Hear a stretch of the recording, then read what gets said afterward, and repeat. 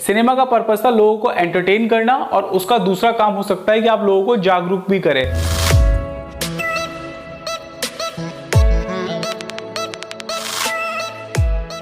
दो अक्टूबर 2020 को शेड्यूल किया गया था इस फिल्म का रिलीज होना, बट कोविड की वजह से ये फिल्म अनिश्चित काल तक टाल दी गई।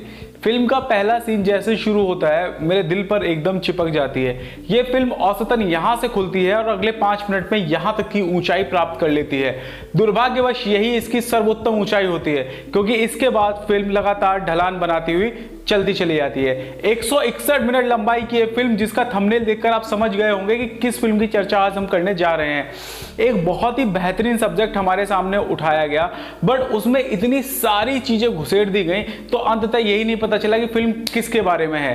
क्या ये स्ट्रगलर एक बॉक्सर की कहानी है, क्या ये गुंडे की कहानी है, क्या ये लव स्टोरी है, या ये लव जिहाद है, या हिंदू मुस्लिम दंगा फसाद है? ये बात राकेश ओम प्रकाश मेहरा पूरी फिल्म में बताने में असफल साबित होते हैं। खुद इस फिल्म में उन्होंने कैमियो भी किया है, लेकिन उसके बाद भी ये फिल्म कुछ असरदार नहीं बन सकती। हालांकि उनके छोड़े गए लगातार कुछ फिल्मों को देखें, तीर गलत निशाने पर जाकर ही लगते हैं। लगातार वो अपने मन का जो अंतर्द्वंद है, इतनी सारी चीजों को एक साथ कहने की कोशिश करते हैं, उसमें फिल्म की लंबाई तो बढ़ती ही है, फिल्म की स्पीड भी मर जाती है और अंततः फिल्म ऐसा लगता है कि हाफने लगती है। फिल्म में बेहतरीन अभिनय करते हुए नजर आते हैं हमें सारे सितारे, जिसमें लीड रोल में आपको मिलेंगे फरहान अख्तर, जो कि भूमिका निभा रहे हैं अजीज अली यानी कि अज्जू भाई की।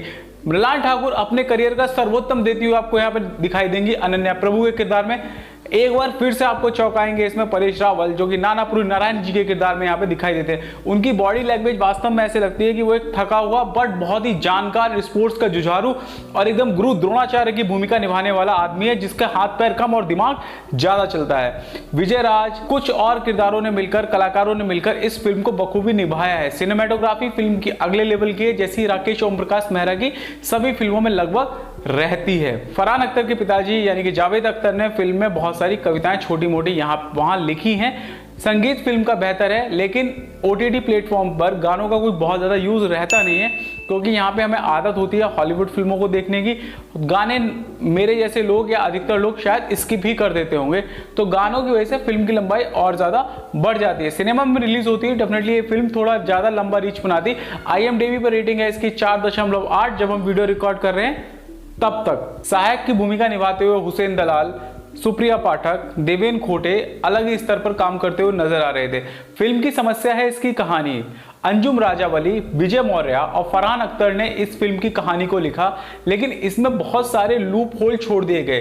सिनेमा का पर्पस था लोगों को एंटरटेन करना और उसका दूसरा काम हो सकता है कि आप लोगों को जागरूक भी करें। लव जिहाद जैसे एक बहुत ही ज्यादा घिसे पिटे से सब्जेक्ट को फिल्म में दिखाया गया। उसके साथ ही पुरानी मेमोरीज में एक बम विस्फोट की घटना आती है। मुंबई में पिछले दिनों यानी कुछ साल पहले हुई एक स्टैम्प पैड यानी कि भगदड़ में रेलवे स्टेशन में कुछ लोगों ने जान गंवाई, उसको भी पिरोने की कोशिश की गई है। एक बॉक्सर की क्या जर्नी हो सकती थी, 5 साल का बैन लगने के बाद भी वो नेशनल तक ही सिमट कर रह जाता है। अगर थोड़ा सा भी हम हिंट ले सकते थे तो इस मामले में सुल्तान हमारे सामने एक बहुत ही बेहतरीन नजीर हो सकती थी, कि जिसको देखकर कमबैक कराया जा सकता था। या तो हम इसको एक रेसलर या फिर एक मुक्केबाज की जर्नी कह सकते थे, या फिर हम इसको एक लवर या एक पिता की जर्नी भी बना सकते थे। बट दोनों ही चीजों में फिल्म संतुलन बनाने में छूट जाती है। सबसे ज्यादा दया आती है परेश रावल के किरदार पर, जो अपनी पत्नी, बेटी, यहां तक कि पूरा अपना संसार खो देता है, लेकिन उस कीमत को कोई चुकाने को तैयार नहीं है। डायरेक्टर और राइटर्स को कम से कम यह बताना पड़ेगा कि फिल्म में जो महत्वपूर्ण किरदार अपनी जान गंवाते हैं, उस जान की कीमत क्या होगी।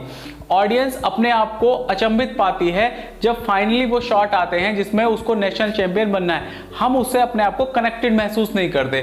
कहीं ना कहीं ये लगता है कि ये जर्नी छूट गई है। वो पैशन नहीं आ पाता कि क्यों उसको 5 साल बाद कमबैक करना चाहिए, और ये भी रीजन जस्टिफाई नहीं किया गया कि इतनी छोटी सी बात के लिए क्यों उसको बैन कराया गया।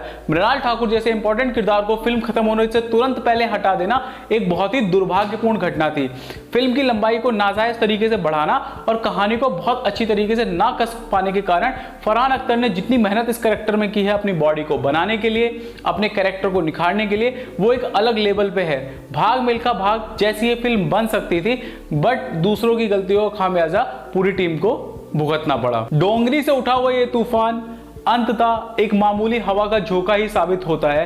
राकेश ओम प्रकाश मेहरा जी को यह देखना पड़ेगा कि आगे आने वाले प्रोजेक्ट में वो किस तरीके से अपने मन में उठ रहे अंतर्द्वंदों को अपने मन के भीतर ही रखें, उसमें सिनेमा का जो नुकसान है उसको होने से बचाएं। अगर उनका उद्देश्य सिर्फ मैसेज देने का ही था तो बाकी सब्जेक्ट्स को इस फिल्म से वो इतर रखते, क्योंकि अजीज अली कहीं कहीं पे ये झलक जरूर देता है फिल्म में कि वो भारत का मोहम्मद अली हो सकता था।